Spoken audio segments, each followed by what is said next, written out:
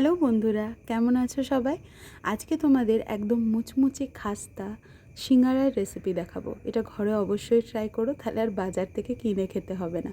খুবই সহজ পদ্ধতিতে দেখাচ্ছি। প্রথমে এখানে ময়দা নিয়ে নিচ্ছি। ময়দার মধ্যে আমি এখানে দিচ্ছি কালো জিরে। তোমরা চাইলে এটাকে স্কিপও করতে পারো, আর চাইলে এখানে একটু জোয়ানও দিতে পারো। আর এটাকে ভালোভাবে আগে মিশিয়ে নেব। তারপর এখানে অল্প নুন আর তেল দিয়ে ভালোভাবে এটাকে ময়ম দিয়ে নেব।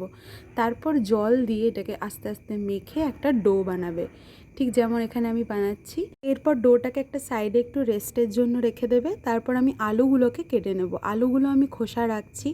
খোসা সমেত আলুগুলোকে পরিষ্কার করে ধুয়ে নেবে। তারপরে ছোট ছোট আকারে এরকম কেটে নেবে। ছোট কাটার কারণ হচ্ছে যাতে আলুটা ভালোভাবে ফ্রাই হয় আর সেদ্ধ হয়।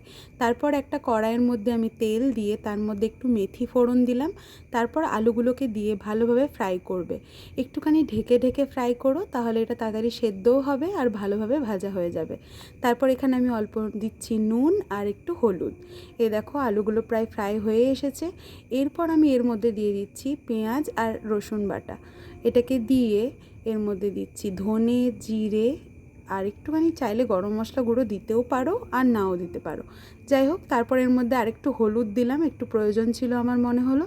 তারপর এটা দিয়ে ভালো করে কষাতে থাকবে। তারপর আমি এর মধ্যে নুন আর চিনি স্বাদ মতো দিয়ে দিলাম।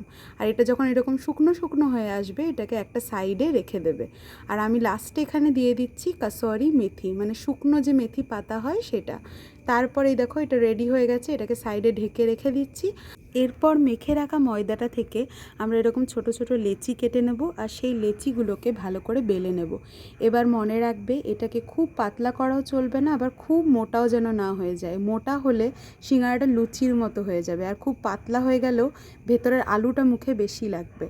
এই যে এইভাবে এরকম কেটে নেওয়ার পরে একটা মুখ জল লাগিয়ে নেবে, আর এটা পকেটের মতো বানিয়ে ভেতরে আলুর পুরটা দেবে, আর মুখটাকে আবার জল লাগিয়ে বন্ধ করে দেবে, যাতে এটা লিক না হয় বা আলুটা বেরিয়ে না আসে।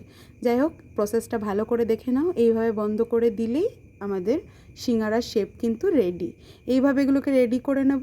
তারপরে একটা কড়াইয়ের মধ্যে তেল দেব। কড়াইটা গরম হলে তেলটা দেবে। তেলটা অতিরিক্ত গরম হওয়ার আগেই সিঙ্গারাগুলোকে দিয়ে দেবে। তারপরে ধীরে ধীরে এটাকে একদম গোল্ডেন ব্রাউন করে ফ্রাই করে তুলে নিলেই কিন্তু আমাদের সিঙ্গারা রেডি।